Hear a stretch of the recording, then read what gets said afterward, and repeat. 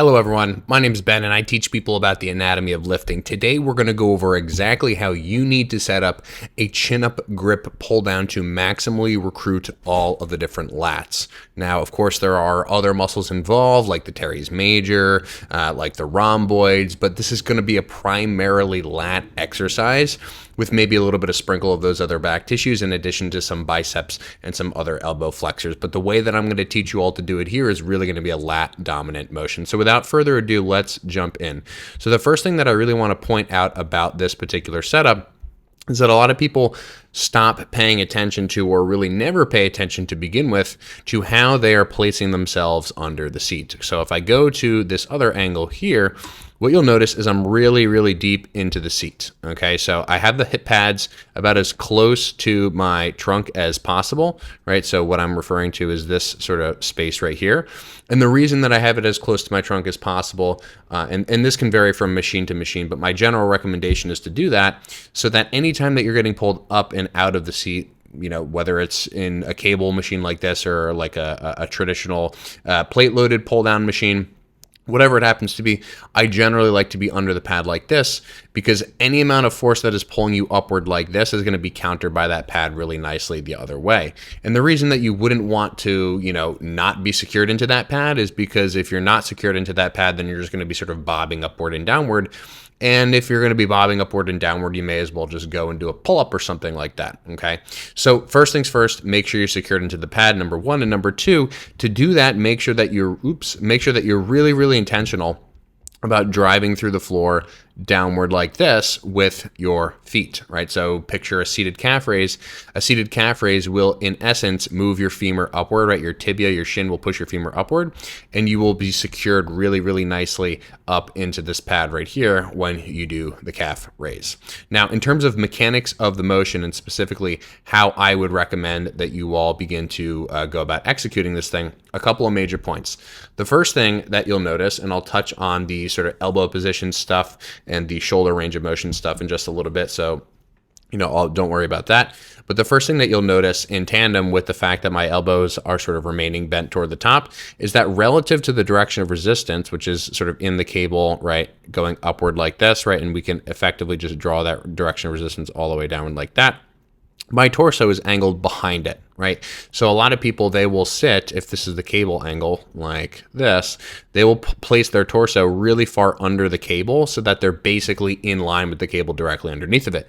Now, that's not inherently bad, but that's going to create a couple of things in terms of lat recruitment that I think are not so beneficial in terms of being as precise as we can to the target tissue. The reason why is because the lats, and specifically the vertical ones that are traversing upward like this, the upper lats sort of run from here upward. They all kind of converge into this common tendon, right up and underneath in the upper arm, and none of them are running, if I use a different color just to demonstrate this, none of them are running like this, right? They don't run vertically on the torso, so it doesn't make really as much sense to sit directly underneath the cable like this, because if you're directly underneath the cable like that, then you're going to be essentially putting the lats, we'll say, in a less advantageous position, at least relative to other tissues that may then have to sort of take over and contribute, the pecs being one of them, right, which doesn't really make sense relative to the goal of this particular motion. So nevertheless, leaning the torso back is going to be a really good idea, and I'll finally just let this play now. And what you'll notice is as I kind of come further down, I pull further down, I am sort of progressively leaning my torso back even more so that I actually have room to continue to extend my upper arm downward rather than having to just, you know, sort of do the rest of the motion with my elbows and my elbow muscles, right? And so a big point here is really to always try to maintain the relationship between forearm and cable that you see here, right? And so just to sort of illustrate this, notice that if this is the direction of resistance of that cable, how it actually falls, boom, directly through my elbow the entire time. And if you just make sure that you pay attention to this relationship, you won't have that situation where like your biceps are sort of taking over the motion. So if I let this play now, again, just notice the fact that my forearm is constantly staying parallel to that cable, and at every point in the range, I'm not really allowing my elbows to sort of bend forward, you know, in this direction, like toward the weight stack. And I'm also not really pulling my hand sort of toward my face. That's when people tend to feel their biceps, but it's not because of some like poor activation thing or anything like that. It's just because you're setting the resistance up to be biased more toward the elbow muscles. Okay, so points we've gone over so far: make sure you secured yourself into the pad, make sure that you lean your trunk a little bit backward, and then make sure that you keep your forearm in line with the cable so that we limit the amount of elbow involvement, so that we can really bias the lat involvement. Now, something I mentioned earlier with the amount of elbow bend that I'm maintaining throughout the motion, and part of that is just simply a comfort thing for me. I just prefer it in this particular variation. But if I'm not doing a single arm variation, something tends to happen with my forearms, and I think that it happens probably to a lot of people, which is this weird sense of like discomfort toward the top end of the range. Now, just to kind of go over the mechanics of this and sort of how you can troubleshoot this and why I'm doing the technique that I'm doing, imagine that you are, and I'll stop this from playing now so you can see me. Imagine that you're holding your palms toward your face like this, right? Because that's what you're doing. You're doing a chin grip pull down. You're putting your hands in front of your body so that you can do something narrow. I want you all to turn your palms to your face and just see how high that you can raise your arms. It's not a perfect demonstration because obviously you're raising, you're not pulling something down, but it's close enough to demonstrate it, and it still will make the point. Turn your palms to your face and just slowly start to raise your hands up to the ceiling. You'll notice that there's a kind of sticking point, and that sticking point happens for a couple of reasons, but what you'll notice is to take your hands higher, your arms actually need to go up and out to the sides. So if your hands, right, need to stay fixed to the implement, and your arms are going up and out to the side, can you all feel how if you try to keep your palms to your face and your arms are going outward, that's a lot of demand on the forearm, and specifically demand on maintaining supination in that position. So what I do instead, and how I circumvent this issue, is I really focus on shoulder girdle motion. So I want you all to watch this thing right here and not so much of the upper arm, right? So I'll erase that, but just watch the shoulder girdle and watch the scapula and watch the clavicle and how these things are basically pivoting upward. Those are the things that are really performing like the top, I don't know, 20% of the motion, where I'm maintaining that elbow bend so that I don't have to sort of flare outward, right? In essence, I'm maintaining the relationship between the forearms and the elbows and sort of the upper arms, so everything is just coming up together.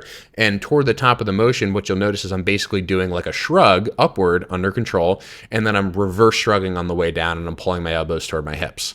So this is a great way to use a fixed implement to keep your forearm sort of tied to the implement in that supinated position, all the while still being able to actually effectively really smash all of the lats, again, specifically because of this narrow arm path, and also because of the fact that the lats are tremendous movers of the sternoclavicular joint. So what the lats are going to do is they're going to take this entire thing, right? And just imagine that's me circling my shoulder girdle, and they're going to pull it downward toward the hip and then slightly backward. If you can imagine those upper lats sort of working that way.